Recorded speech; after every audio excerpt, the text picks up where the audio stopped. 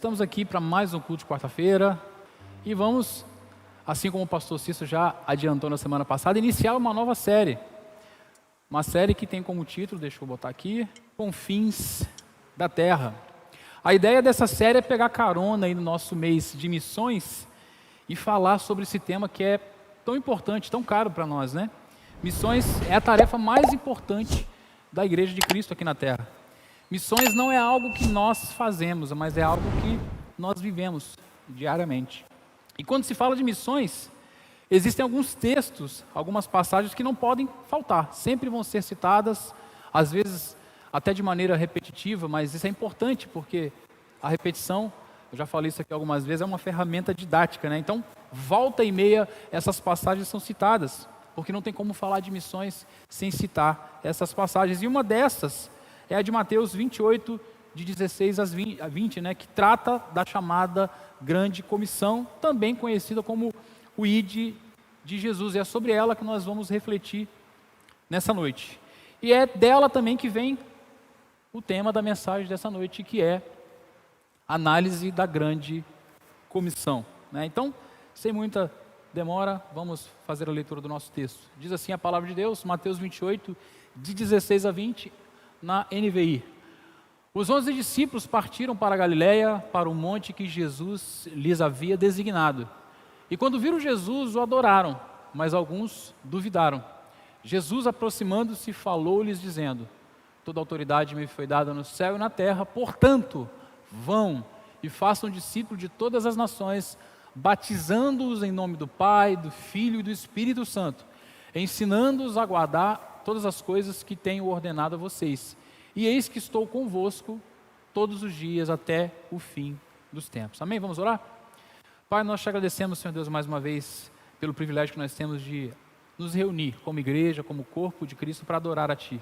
Obrigado por cada canção, cada louvor entoado, obrigado pelas orações, obrigado pelo privilégio de falar com o Senhor e pela certeza que nós temos de que o Senhor nos ouve. Neste momento, te agradecemos pela Tua palavra, pedimos que através dela, o Senhor fale conosco nessa noite, que ela venha nos alimentar e que o Teu Santo Espírito venha nos dar iluminação, entendimento, e que o Senhor possa falar de maneira singular, de maneira especial, a cada vida aqui presente e também àqueles que estão nos assistindo através da internet. Mais uma vez te agradecemos, em nome de Jesus. Amém.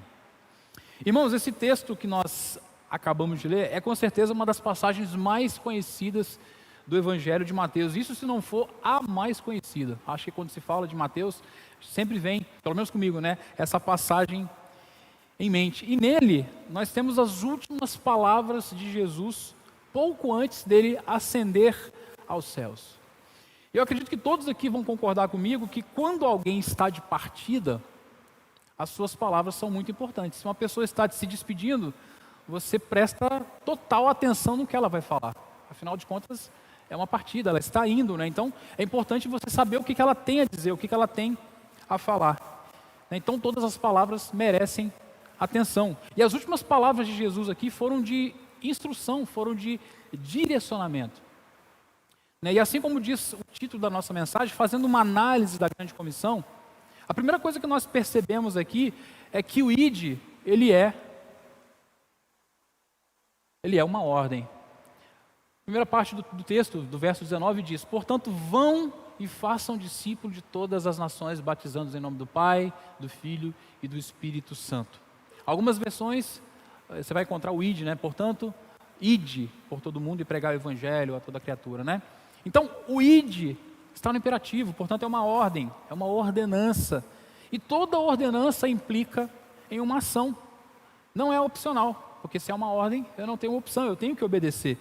E esse imperativo se baseia na autoridade de Jesus. A autoridade é essa que, como nós vemos no verso 18, Jesus recebeu nos céus e na terra. E essa é a razão do portanto antes do ID. Jesus começa dizendo que recebeu essa autoridade e na sequência ele diz, portanto, ide. E como diz o ditado popular, manda quem pode, obedece quem tem juízo. Eu imagino que você tem juízo, então você obedece a Cristo, né? Esse é o nosso dever como cristãos. Jesus nos ordena porque ele recebeu essa autoridade aqui no céu, aqui na terra e nos céus.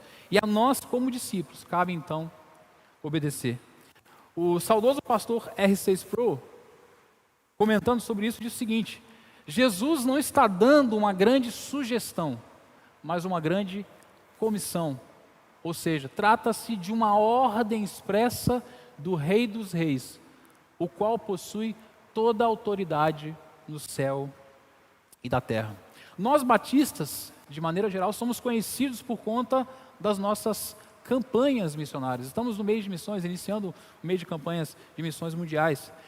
E nós somos famosos, conhecidos por isso. Inclusive, muitas denominações se baseiam em como nós fazemos, a questão do plano cooperativo, a questão das campanhas missionárias que nós fazemos. Eles tomam isso como modelo. Inclusive, hoje no Café de Pastores foi falado sobre isso, foi até citado pelo pastor Joel, acerca disso. Mas tem algo que é muito importante da gente frisar aqui. De nada adianta nós ajudarmos todos os programas de missões mundiais, todos os programas de missões nacionais, se nós, pessoalmente, cada um de nós, não fizermos o evangelismo pessoal. Assim como disse o Charles Spurgeon, chamado Príncipe dos Pregadores, todo cristão ou é um missionário ou é um impostor. Não existe um cristão genuíno, um cristão verdadeiro que não tenha um chamado missionário. Inclusive, o pastor Iago Martins tem até um livro que o título é "Você não precisa de um chamado missionário". Você não precisa pelo simples fato de que você já tem. Está aqui nessa passagem, é o ID. Nós fomos chamados para fazer missões, para cumprir o ID onde quer que nós estejamos. E é uma ordenança, como uma ordenança nós temos que cumprir. É uma ordenança para todo o discípulo de Jesus. E aquele que não cumpre o ID, ou não é um verdadeiro discípulo de Jesus, ou na melhor das hipóteses, está em desobediência. Por isso é algo que nós temos que refletir com muita responsabilidade. Então, em primeiro lugar, quando a gente faz essa análise da grande comissão, a primeira coisa que a gente aprende, que a gente entende, é que o ID é uma ordem. A segunda coisa que a gente percebe nessa passagem é que o ID é para todos e em todos os sentidos. Na parte B do verso 19, nós vamos encontrar: portanto, vão e façam discípulos de todas as nações, batizando-os em nome do Pai, do Filho e do Espírito Santo. Quando você faz uma leitura mais atenta do Evangelho de Mateus, você vai perceber que inicialmente Jesus enviou os seus 12 discípulos apenas aos judeus. Você vai encontrar isso lá em Mateus capítulo 10, versos 5 e 6, onde Jesus enfatiza dizendo o seguinte: não tomeis rumo aos gentios, mas, de preferência, procurai as ovelhas perdidas da casa de Israel. Muitos comentaristas, muitos teólogos vão chamar isso aqui de pequena comissão. Então, Mateus 10, temos uma pequena comissão, Jesus enviando os seus 12 discípulos para pregar apenas as ovelhas perdidas da casa de Israel. Porém, no decorrer do Evangelho de Mateus, nós percebemos o caráter universal da missão de Deus tomando forma. Se você depois quiser anotar e comparar depois em casa, na sua Bíblia, você vai perceber, em Mateus 8:11, menciona que muitos virão do Oriente e do Ocidente para sentar-se à mesa com Abraão, Isaque e Jacó no reino. Na sequência, Mateus 21:43, faz referência ao reino sendo tirado dos israelitas e dado a outro povo. No capítulo 22, versos 8 a 10, descreve a parábola do banquete do casamento, para o qual, a princípio, os que não haviam sido convidados acabam tendo acesso. Mais à frente, capítulo 24, verso 14, vai fazer referência à pregação do Evangelho em todo o mundo.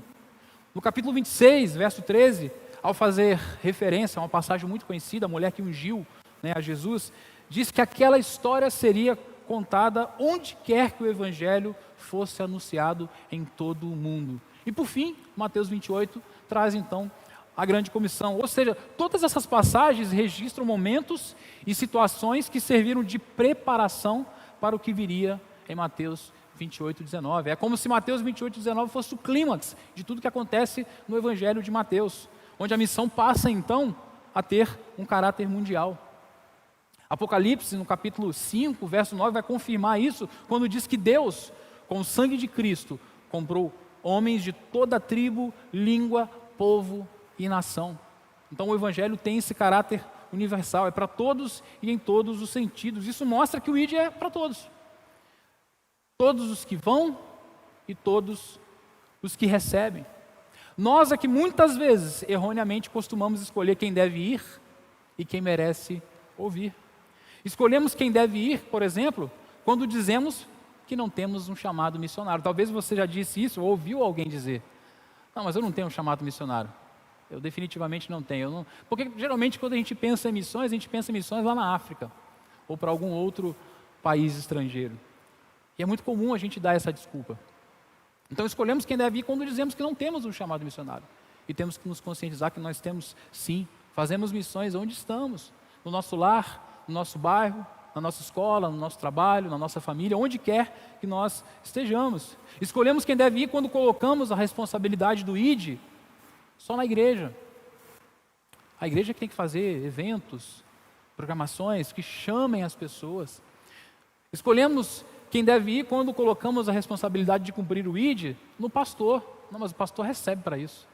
O pastor tem um salário, então ele tem que pregar mesmo, tem que sair por aí chamando as pessoas. Escolhemos quem deve ir quando colocamos a responsabilidade no Ministério de Missões. Não, o Ministério de Missões tem a responsabilidade de organizar tudo isso aí, de fazer os paranauê todo aí. Eu não tenho um chamado missionário, né? Escolhemos quem deve ir quando não somos intencionais com relação à nossa postura missional. E eu quero falar um pouco mais sobre isso. Ser intencional é estar consciente que nós devemos aproveitar todas as oportunidades que nós temos para falar do amor de Cristo. É aproveitar aquele amigo que porventura começou a falar, abriu o coração para você e ele solta alguma coisa ali que você percebe que é um momento, que é uma abertura que ele deu para você falar do amor de Cristo. Ser intencional é aproveitar o momento onde um familiar começa a falar algo com você e você tem ali a oportunidade de apresentar o Evangelho. Ser intencional é aproveitar toda a oportunidade onde nós temos de falar do amor de Deus, de falar do Evangelho. Eu tenho algumas experiências, né, graças a Deus nesse sentido, dando aula de guitarra. Né, eu tenho algumas situações onde, dando aula de guitarra, o aluno começa a falar alguma coisa e ali eu percebo, eu já engato uma mensagem e eu tenho 2 alunos, pelo menos que eu lembro rapidamente assim, que não eram convertidos e que entregaram sua vida a Jesus depois de uma aula de guitarra. E estão frequentando a igreja. Um deles eu tive até a oportunidade, o privilégio de casá-lo depois de alguns anos. Passou alguns anos, ele estava noivo e ele me ligou: Pastor Ricardo, eu gostaria que o senhor me casasse, porque a experiência dele começou numa aula de guitarra. Aí você fala assim: mas numa aula de guitarra, como é que você falou de Jesus na aula de guitarra? E não foi uma coisa que eu busquei, eu procurei. Surgiu ali uma oportunidade dentro de algo que ele falou. Então é nesse sentido que eu falo de ser intencional. É lembrar que nós somos missionários, que nós estamos aqui por alguma razão. Pense comigo, se Deus só tivesse o propósito de te salvar, Ele te salvava e você salvava, e já ia para o céu já. Mas se Ele manteve você aqui, porque Ele tem algo para realizar em você e através de você, em mim e através de mim. Mas muitas vezes nós escolhemos quem deve ir. Não, quem deve ir é o missionário, é aquele que tem um chamado específico, eu não. E se você não sabia disso, fique sabendo hoje que você tem um chamado missionário. Outras vezes nós erramos por escolher quem deve ouvir a mensagem. Às vezes a gente pensa, os bonzinhos merecem. Aquela pessoa ali é boazinha. Sabe, você já deve ter ouvido alguém falar assim: rapaz, fulano é tão bom, que só falta se converter, só falta ser, parece até que ele é mais bom do que muito crente. Ele dá um show em alguns irmãos lá da igreja. Às vezes ele até pensa assim, né? Tem que falar de Jesus para ele, ele merece, porque ele é bonzinho. Os pobrezinhos precisam, tadinho daquela pessoa, precisa ouvir do Evangelho, precisa de ouvir. E vamos fazendo escolhas de quem merece e quem não merece. E quando nos deparamos com alguém que julgamos ser mal, segundo os nossos próprios padrões, o máximo que nós pensamos, e quando pensamos é: tomara que alguém fale de Jesus para essa pessoa. Tomara que alguém leve a mensagem de Cristo para essa pessoa. Mas devemos lembrar que a mensagem é para todas as nações, como nós acabamos de ler. João 3,16, texto clássico, muito conhecido, todo mundo sabe citar de cor, fala que ele morreu por todos. Ele morreu por todos. Mas muitas vezes não levamos isso em consideração e escolhemos quem merece ouvir, segundo o nosso julgamento, e quem não merece. Escolhemos a quem devemos pregar e a quem não devemos pregar. Aquele cara ali é de esquerda. Não vou falar de Jesus para ele não, ele é de esquerda. Aquele ali é de direita. Ele que se lasque. Quem mandou ser de direita? Aquele ali defende o aborto. Eu vou orar para Jesus queimar ele no mármore do inferno. Ou aquele ali defende que bandido bom é bandido morto. Então ele que também vá direto para o lago de fogo e enxofre. E a gente vai escolhendo quem merece, quem não merece, para ouvir a mensagem, segundo os nossos próprios entendimento, nosso próprio julgamento. E vamos fazendo escolhas de acordo com as nossas preferências pessoais, seguindo a nossa própria cosmovisão. Mas devemos lembrar que nenhum de nós merece. Nem eu, nem você e nem ninguém. É tudo pela imensa graça e pela imensa misericórdia de Cristo Jesus. Pois assim como declarou o apóstolo Paulo, todos pecaram e destituídos é separados da glória de Deus. Paulo continua dizendo, sendo justificados gratuitamente por sua graça, por meio da redenção que há em Cristo Jesus. Por isso não podemos esquecer que o ID é para todos e em todos os sentidos. Todos que são discípulos devem ir, têm que obedecer esse comissionamento. E todos que não são discípulos devem ouvir, devem ter a oportunidade de ouvir o Evangelho. Nós não podemos nos esquecer disso. E a terceira coisa que nós aprendemos aqui nessa análise da grande comissão é que o ID, ele passa pelo batismo. O verso 19, na parte C, vai dizer, portanto, vão e façam discípulos de todas as nações, batizando-os em nome do Pai, do Filho e do Espírito Santo. Jesus disse, vão e façam discípulos batizando-os. Ou seja, o ato de se tornar discípulo de Cristo passa pelo batismo. É o primeiro passo. Às vezes a gente inverte as coisas, né? Mas o primeiro passo é o batismo, segundo o próprio comissionamento de Jesus. O batismo, ele é, em primeiro lugar, uma atitude de obediência, já que está no imperativo, devemos obedecer também. Jesus foi batizado e ordenou que os seus discípulos fizessem o mesmo.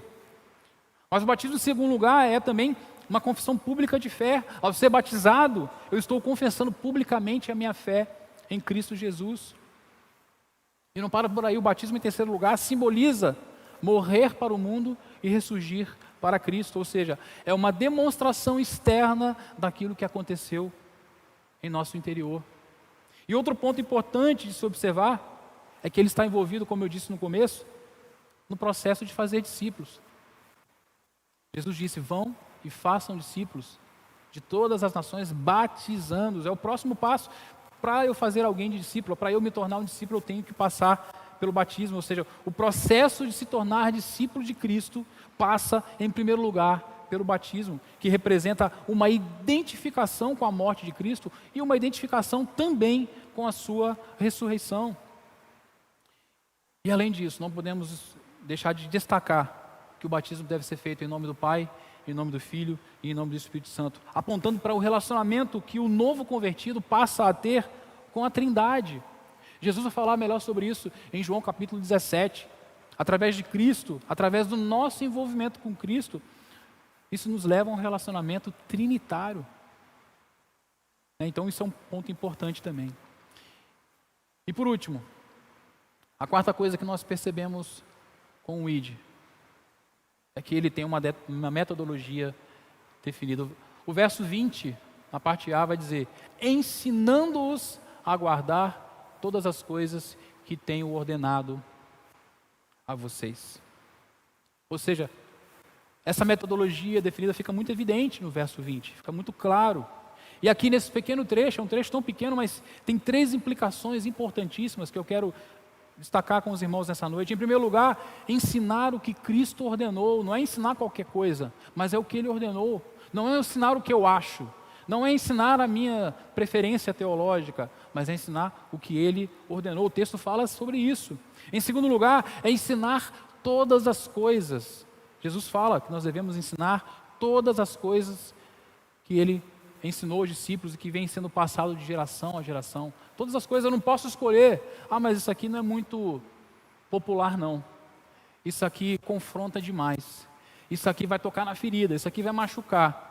Eu não vou falar isso no púlpito não. Eu não vou pregar sobre isso. Eu não vou falar isso para esse rapaz, porque isso aí de repente ele vai se sentir ofendido.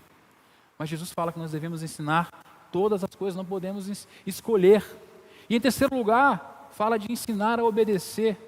Isso aqui é um ponto muito importante. Nós temos uma ideia de que o ensino está atrelado a um conhecimento teórico. Então, se eu fiz um curso, aprendi toda a teoria sobre uma determinada disciplina, eu já tenho domínio sobre aquilo. Mas aqui Jesus fala de ensinar a obedecer. Ou seja, envolve a prática. O Hernandes Dias Lopes, ele sintetiza perfeitamente bem isso, dizendo o seguinte: ensinar não é apenas guardar na cabeça doutrinas certas, mas é obedecer a essas doutrinas. O discípulo é aquele que obedece. Hoje as pessoas querem conhecer, mas não querem obedecer. Isso é muito importante. Em João 15,14, Jesus disse que vocês serão os meus amigos se fizerem o que eu lhes ordeno. Veja bem, Jesus é exigente com as suas amizades. Às vezes a gente vê na sociedade aí uma imagem de um Jesus paz e amor, um Jesus legalzão, um Jesus que é amigo de todo mundo. Não, eu sou amigo de Jesus. Mas aqui ele fala: vocês serão os meus amigos se fizerem o que eu lhes ordeno. Jesus é exigente com as suas amizades. Jesus não é amigo de todo mundo.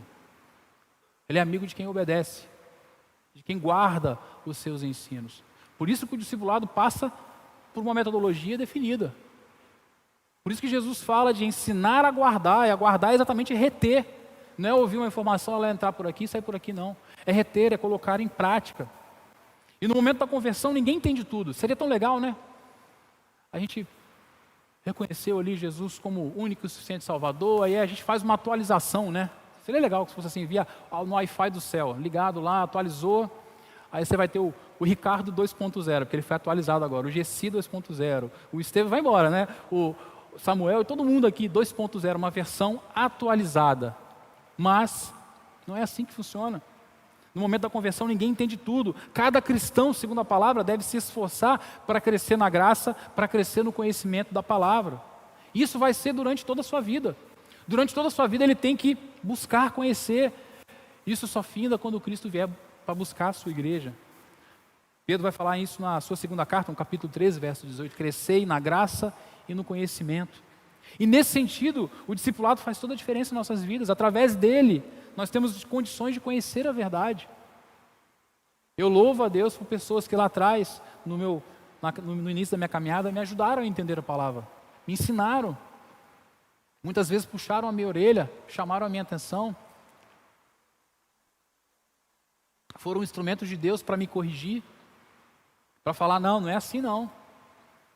Louvo a Deus pelos meus professores, pelas tias do infantil, por discipuladores que eu tive mais de perto, mentores, pessoas que estão comigo até hoje, porque esse discipulado é contínuo, nós aprendemos e crescemos uns com os outros.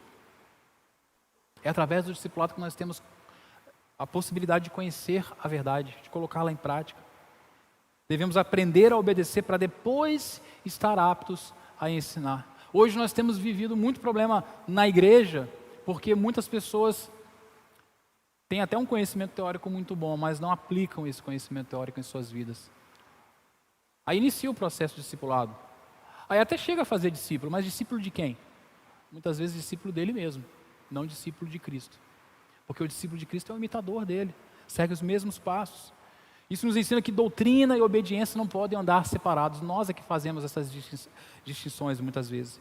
Isso mostra que o discipulado ele é muito mais do que um programa teórico com começo, com meio e com fim. Talvez você já fez algum curso de discipulado aí, tem até um certificado, né? Certificado de discipulado, concluir. Mas não, o discipulado não tem um fim, pelo menos enquanto Jesus não voltar para nos buscar. Ele vai continuar enquanto você estiver aqui na terra, enquanto eu estiver, vai continuar. Vamos estar sendo discipulados, aprendendo, crescendo, e um ajudando ao outro nesse processo. O discipulado não é um programa teórico. Ele tem implicações práticas em nossa vida diária. E isso tem que ficar muito claro para cada um de nós. E para finalizar, o verso 20 traz a maior promessa para o cristão, de que Jesus estará conosco todos os dias até a consumação dos séculos. O verso 20 vai dizer, na parte final: e eu estarei sempre com vocês até o fim dos tempos. E o maravilhoso dessa promessa é que ela também é uma espécie de clímax do Evangelho de Mateus. Por quê? O Evangelho de Mateus inicia falando do nascimento de Jesus. No capítulo 1, verso 23, nós vamos encontrar o seguinte: a virgem ficará grávida e dará à luz um filho, e lhe chamarão Emanuel, que significa Deus conosco. O capítulo 1 chama Cristo de Emanuel, de Deus conosco, e Mateus finaliza no verso 28. Desculpa, no capítulo 28, verso 19, falando que ele estará conosco até a consumação né, dos séculos. Isso nos mostra que o verdadeiro discípulo de Cristo, para ele, para cumprir o ID em sua totalidade, não é uma opção, não é opcional, e é uma condição para que ele experimente a presença de Cristo na sua vida, todos os dias, até a consumação dos séculos. Cristo não prometeu estar com todos. Assim como ele diz que só é amigo dele quem o obedece, ele não prometeu estar com todos, mas apenas com os discípulos, apenas com aqueles que obedecem, apenas com aqueles que o seguem, né? Então, que Deus possa gerar em nós, meus irmãos, esse coração de discípulo e esse coração de discipulador. Que a gente nunca esqueça isso, que nós eternamente seremos, pelo menos enquanto estivermos aqui, discípulos de Cristo e discipulador. Estaremos sempre aprendendo e sempre tendo a oportunidade de ensinar, de ajudar alguém. Para finalizar, Lucas capítulo 24, eu não vou ler, conta uma passagem muito conhecida, que é a passagem dos discípulos no caminho de Emaús. E eles estão ali desistidos, porque eles tinham uma outra esperança naquilo que Cristo iria fazer. Quem conhece a história sabe de como ela finda. Jesus caminha com eles, apresenta o Evangelho, o coração deles arde, e no final, Jesus entra na casa de um deles para passar a noite. E no partir do pão é que eles reconhecem a Cristo. E para mim isso tem um significado muito, muito grande. Nós só reconheceremos Jesus no partir do pão. De que pão que eu estou falando? Dele mesmo, ele é o pão da vida. João, o Evangelho de João no capítulo 6, apresenta Jesus como esse pão. O pão vivo que desceu do céu. O pão que se deu, que se doou. Ele se partiu por nós, mas a responsabilidade de partilhar esse pão para todas as pessoas é nossa. Então nós devemos ser intencionais ao cumprir isso. Amém? Eu quero te convidar a se colocar de pé. Nós vamos orar.